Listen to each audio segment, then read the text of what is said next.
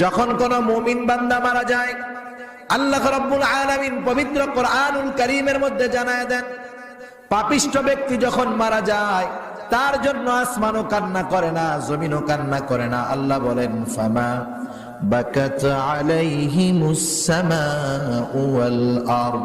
এই আয়াতের তাফসীরে হযরত আনাস রাদিয়াল্লাহু তাআলা আনহু হতে বর্ণিত, নবী আমার বলেন, মুমিন বান্দার জন্য আসমানও কান্না করে, জমিনও কান্না করে।